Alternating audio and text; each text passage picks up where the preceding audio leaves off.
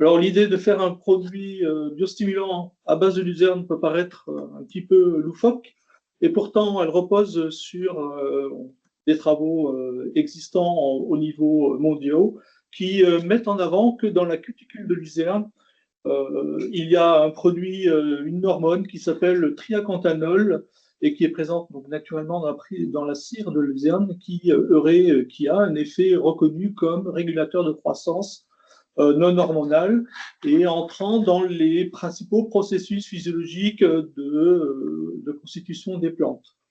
Donc, quand on fait un petit peu de bibliographie avec un moteur de recherche, on voit que de nombreuses études ont été réalisées dans le monde et de manière un peu paradoxale, relativement peu d'études ont été faites en France, alors que cette cuticule de luzerne présente ce biostimulant et que dans le contexte du changement climatique, on s'interroge vraiment à l'heure actuelle sur qu'est-ce qui pourrait rendre peut-être les cultures plus résilientes et pourquoi pas les produits biostimulants dont on nous vante un peu partout les vertus.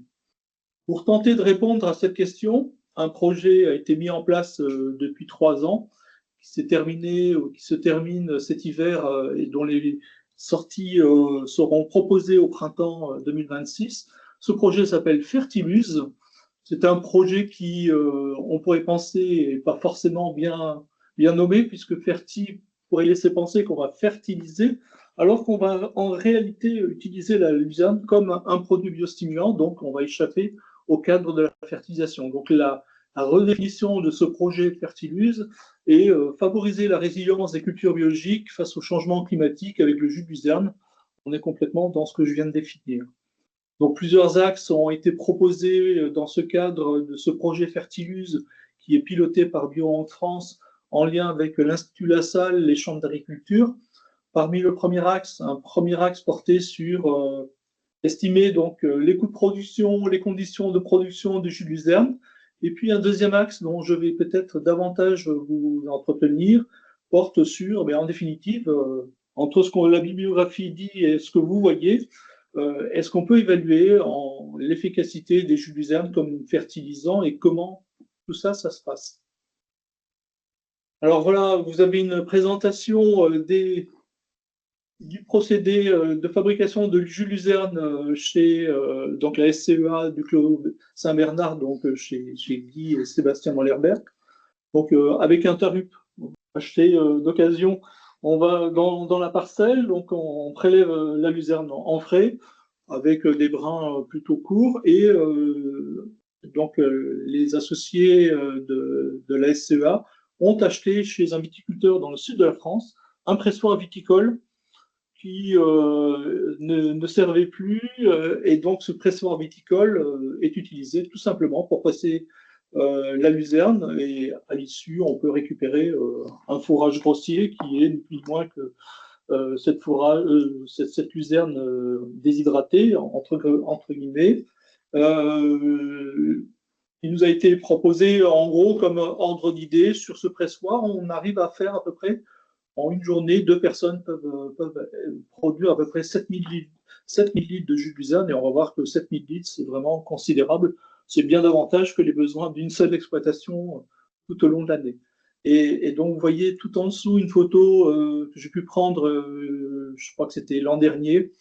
On voit à quoi ressemble donc la pulvérisation du jus de luzerne avec le pulvérisateur de Sébastien. Ça a une couleur relativement verdâtre, donc c'est très chlorophylle, évidemment. Voilà en gros comment se passe cette extraction. Alors évidemment, pour pouvoir être mis dans le pulvérisateur, le jus de luzerne est filtré avec à minima 2 filtres successifs, des filtres à 350 microns qui permettent de limiter les problèmes de bouchage à la pulvérisation.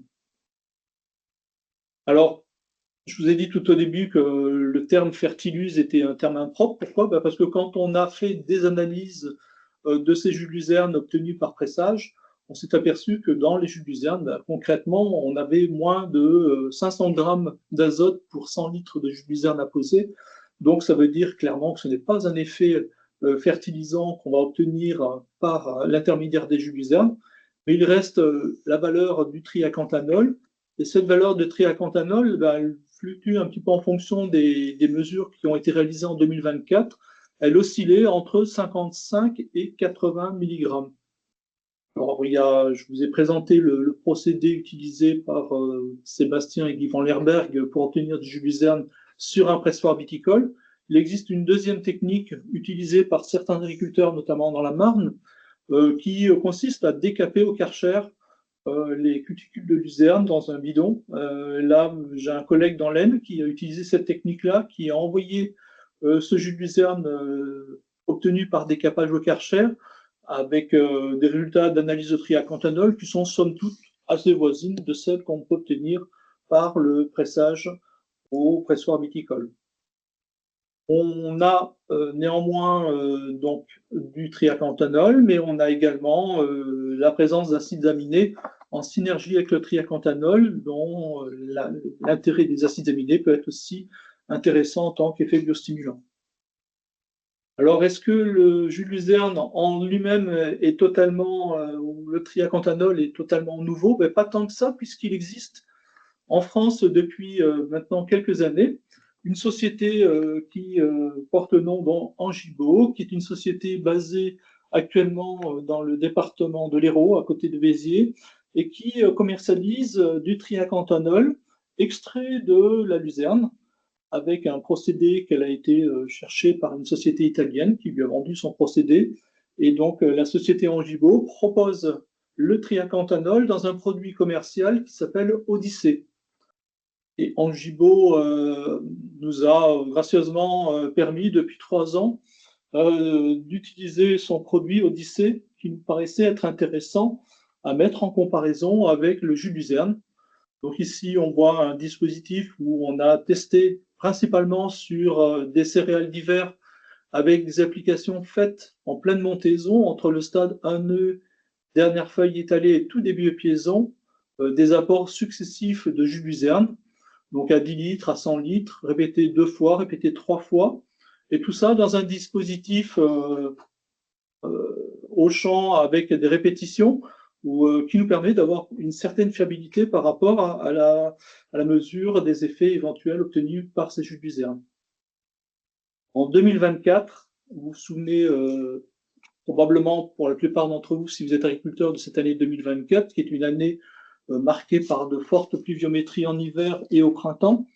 On a observé très clairement que l'azote n'était pas le facteur limitant dans nos essais, puisqu'on avait sur un blé de printemps un potentiel permis par l'azote de 50 quintaux et que le rendement à la récolte est de l'ordre de 30 quintaux, un peu inférieur à 30 quintaux.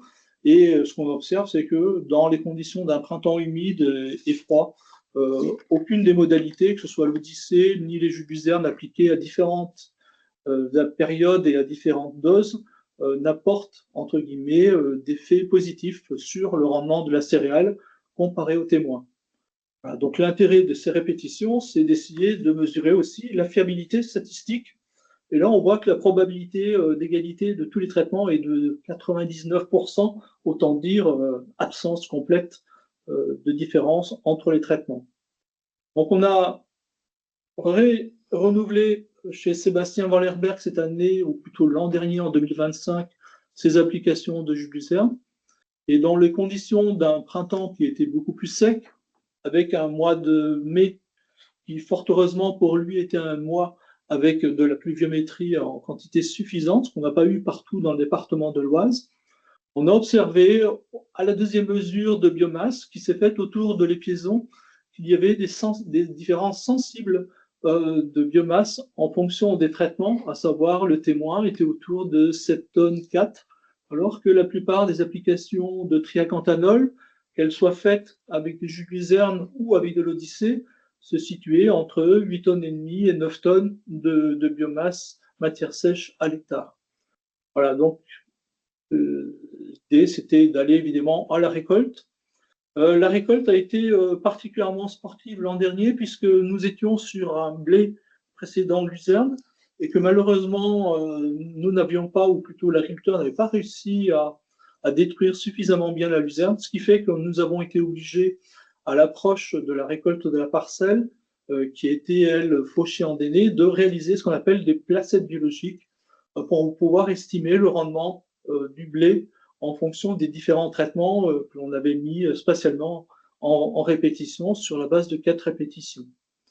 Ce qu'on voit, à notre surprise, c'est qu'en 2025, dans des conditions plus favorables, on observe un différentiel de 3 quintaux à la récolte entre les différentes modalités, que ce soit des jus de luzerne appliqués à 50 litres ou à 100 litres hectare, et de l'Odyssée, qui sont autour de 57 quintaux, alors que notre témoin est à 54 quintaux. La question est, ces différences sont-elles significatives? Alors là, si vous êtes un peu statisticien, vous savez que quand vous mettez la moulinette statistique, tout ça c'est assorti d'une probabilité. Là, on voit que la probabilité, elle est de 0,16, 16%. En agriculture, on considère que les effets sont significatifs si on est en dessous de 10%. Donc on pourrait dire que cette année, les 3 quintaux à la récolte ne sont statistiquement pas significatifs au risque d'échelle ou d'erreur de 10%, mais que les 3 quintaux, finalement, on s'en approche, quoi. Alors, ces résultats, clairement, ils viennent s'additionner avec des résultats obtenus sur d'autres situations. Et voilà donc l'intérêt du travail que nous avons conduit dans le projet Fertiluse, c'est de pouvoir moyenner nos résultats d'essai sur 4 années différentes. 2022, plutôt une année sèche avec de bons rendements, 2023, 2024 et 2025. La difficulté est probablement que d'une année sur l'autre, nous avons fait évoluer un petit peu les modalités. Et si on regarde un petit peu les résultats tout en bas exprimés, ce qu'on constate, c'est qu'alors que la plupart des probabilités nous indiquent que nos résultats sont non significatifs, dans des essais qui sont plutôt, eux, avec de bons coefficients de variation, donc plutôt des essais assez précis, on s'aperçoit qu'en moyenne, les écarts vont plutôt dans le sens où les apports de biostimulants, que ce soit de l'Odyssée ou des jus de luzerne, induisent une augmentation sensible de rendement à la récolte, quand on moyenne les 9 essais réalisés sur 4 ans. Bon, c'est un regard, je dirais, qui nous interpelle, nous, techniciens, qui avons souvent tendance à trancher en disant si ce n'est pas significatif, on jette. Et là, j'ai envie de dire, le regard porté sur un groupement d'essais nous amène à être un petit peu plus mesuré sur les écarts qu'on observe et à constater qu'en définitive, il y a souvent, entre guillemets, des jus de luzerne de l'Odyssée qui sont systématiquement ou au niveau du témoin ou sensiblement supérieurs. On n'a jamais eu d'effet, comme on peut l'observer quelquefois dans des essais où on apporte des oligoéléments ou d'autres biostimulants, où on a quelquefois des effets négatifs. Donc là, j'ai envie de dire, c'est quelque chose d'intéressant à observer, auquel même moi, qui était plutôt relativement prudent sur la question, j'aboutis un petit peu à cette conclusion. Alors, 2 quintaux sur 4 années sur 9 essais, c'est certainement pas suffisant pour pouvoir décider à un producteur de céréales à produire du jus de luzerne sur son exploitation. On s'est posé la question de savoir si on n'aurait pas intérêt peut-être à travailler sur des cultures plus spéculatives comme de la pomme de terre. Et donc, des travaux ont été faits cette année sur de la pomme de terre de conso. Le protocole, donc, je l'ai mis en place avec l'aide de Corentin Masson, agriculteur voisin donc, de l'exploitation de Sébastien Van Lerberg. Et à Corentin, je lui ai proposé un protocole tout simple qui consiste à faire sur 3 répétitions, avec des répétitions évidemment alternées, un dispositif aléatoire, une application de jus de luzerne à 50 litres, comparée à une application d'Odyssée à 3 litres, donc sur 2 périodes de végétatifs différentes, apparition des premiers boutons floraux et pleine floraison. On s'est un petit peu laissé surprendre par l'avancée végétative finalement des pommes de terre. On avait imaginé au début qu'on apporterait nos jus de luzerne plutôt en tout début, avant les boutons floraux, pour que éventuellement ces apports de jus de luzerne puissent avoir des répercussions sur la tubérisation des pommes de terre. Et là, on peut dire que finalement, nos apports ont plutôt correspondu à des apports faits en période de grossissement des tubercules, le nombre de tubercules étant plus ou moins acquis déjà au stade boutons floraux de la culture pomme de terre. En bas et à droite, vous voyez globalement une vue de la parcelle au moment où nous avons échantillonné, donc fin août, évidemment avant que l'agriculteur n'entre en jeu. Donc on peut dire que cette photo nous montre que la parcelle était très homogène et plutôt bien maîtrisée d'un point de vue entre guillemets, enherbement, donc ce qui est aussi un facteur élément positif et important quand on cherche à faire des références en agriculture biologique. Alors, le jour où on a récolté, l'agriculteur nous a dit, bah, écoutez, ramassez les pommes de terre. Donc on a ramassé, entre guillemets, 2 rangs sur 8 plants consécutifs. Avec la jeune stagiaire, on a usé de la bêche, on a usé du croc, on a souffert parce qu'on a travaillé entre 9h et 1h de l'après-midi. Et l'agriculteur, en souriant, nous a dit, bah, il ne croyait pas trop. Et il nous a dit, bah, de toute façon, vous auriez fait quelque chose, au moins pour montrer que le jus luzerne n'a peut-être pas un gros intérêt en tant que tel et qu'il faut passer à autre chose. Notre surprise, la voici. Quand on a fait nos pesées en ferme, très rapidement, j'ai proposé à notre stagiaire de moyenner sur notre tableur très rapidement les résultats et on a vu rapidement qu'il y avait des différences assez significatives entre le témoin, les applications de jus luzerne et les applications d'Odyssée avec 1 kg quasiment en moyenne par 8 plants consécutifs arrachés, ce qui correspond à des différences de 4 à 8 tonnes de rendement à l'arrivée en fonction des traitements appliqués. Voilà, là encore, on utilise la malinette statistique qui nous dit que la probabilité est de 12%. Donc on peut dire qu'on est presque significatif, hein, si tant est que, voilà, avec un coefficient de variation qui est somme toute relativement normal. Alors, première remarque, ces applications d'Odyssée à 3 litres correspondent à peu près à des applications de l'ordre de 60 mg de triaclotanol appliqués par passage, puisque l'Odyssée est dosé à autour de 10 mg. Et on a obtenu cette année de l'Institut Lasalle des informations concernant la quantification du triaclotanol dans nos jus luzerne. Et on s'est rendu compte, un petit peu tardivement peut-être, que 2 applications de jus luzerne correspondaient à 50 litres hectares, à peu près à 6000 mg de triaclotanol, ce qui pose la question de savoir si finalement on n'a pas agi par excès, 60 mg d'un côté, 6600 mg. Il y a de la bibliographie qui tente à penser clairement qu'on pourrait peut-être avoir des effets contre-productifs quand les doses de triaclotanol sont trop fortes. De son côté, Sébastien et Guy Van Lerberg testent le triaclotanol sur leur verger cidricole, puisqu'ils ont un verger cidricole d'une centaine d'hectares, et donc sur une parcelle plus particulièrement, ils font des mesures de feuilles, et ils réalisent également des mesures en tonnage. En 2025, ces mesures semblent indiquer que dès les applications de 30 litres réalisées en 5 passages tous les 15 jours, on aurait un effet sensiblement positif de ces jus de luzerne sur la production de pommes dans ces vergers cidricoles. Les conclusions, elles sont apportées par Nicolas Brousseau, qui est l'expert auprès de l'entreprise. Nicolas dit qu'il n'a observé aucune lisibilité de l'utilisation du jus de luzerne d'après les mesures effectuées. Au vu de l'augmentation de rendement, il pouvait être attendu une baisse de vigueur sur les pommiers ayant subi l'application de jus de luzerne. Pour autant, les pommiers ayant reçu du jus de luzerne ont montré une tendance plus vigoureuse que la modalité témoin, sans montrer pour autant un effet significatif. Nicolas Brousseau est également assez prudent en soulignant qu'il serait intéressant de poursuivre ce travail pour rendre l'évaluation plus robuste. Je pense que là-dessus, on est tous d'accord. Un travail à poursuivre. Évidemment, ce qu'on constate, c'est que la société Angibault, qui commercialise l'Odyssée, commercialise ce produit comme un biostimulant principalement sur vigne. À titre personnel, je m'étais engagé à rendre à Angibault les résultats de nos essais sur céréales et sur pommes de terre. Donc Angibault découvre qu'on peut éventuellement avoir un intérêt à les utiliser sur d'autres cultures que sur la vigne.